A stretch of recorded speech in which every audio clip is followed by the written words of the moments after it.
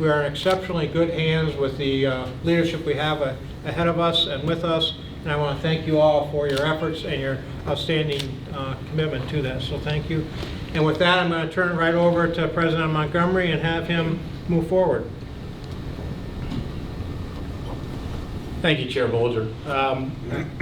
As I'm sure everyone has heard, yesterday afternoon, our university's COVID-19 response task force made the decision to cancel classes for today and tomorrow, and we will resume instruction on Monday, March 16th, with remote instruction for all students through the period of April 3rd.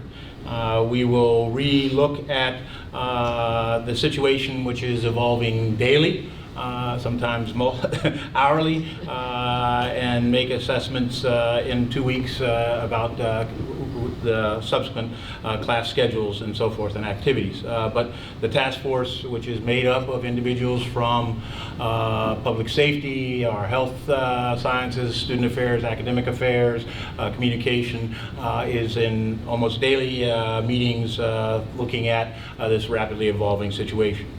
As a university, we're here to serve our student learning and growth, even when those circumstances outside our control come in and interject this kind of uncertainty. We're grateful to our faculty and our staff members who are preparing to deliver services to our students at a distance, including advising and other student services. They're trying to respond valiantly to a very shifting world, but trying to put students first, as they always do. And we're grateful for our students for showing a kind of flexibility and adaptability that will make them indeed the resilient and employable professionals of tomorrow. We have great confidence in them. As our governing body knows, we wanted to share some of the thinking behind the decisions, and we tried to root our decisions in the science and the experiences of public health. Our goal, as we called it, is to flatten the curve. Let me explain what that means. At each step, WMU has taken action to try and be proactive and preventative, most importantly. Remember, there are no known COVID-19 cases at WMU.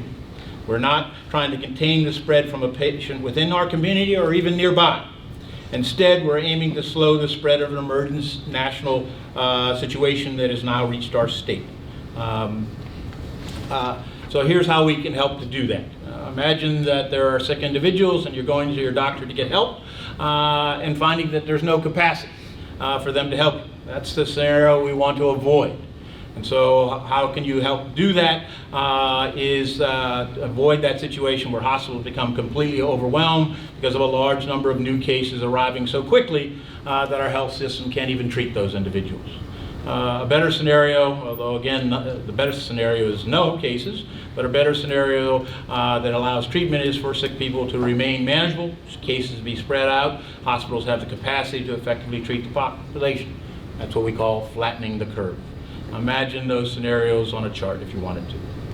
One would be a dangerous spike of cases, and the other would be a more flattened, manageable caseload. That's the reason for distancing. That's the reason for trying to minimize the areas where you would have mass contact and hence easy transmission. So we're trying to want to be close together, and both of them again have to do with our students.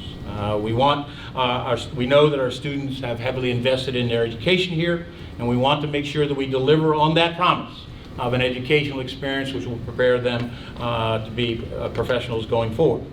Second, this situation impacts people very differently. Some believe we should have closed the campus days ago. Others think we still should be operating as normal, and we have every perspective in between. Our current solution optimizes our commitment to deliver on our promise of a high-quality education while maximizing choice. If the student wants to go home, she can. If the student wants to stay, he can.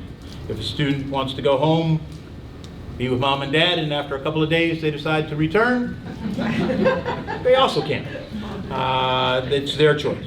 The institution will be accessible, and students will have that choice. We also know that access is particularly important for our international students for whom travel going back home would be a particular challenge. They may just not have that choice at all. So we want to maintain a campus where that experience can go on.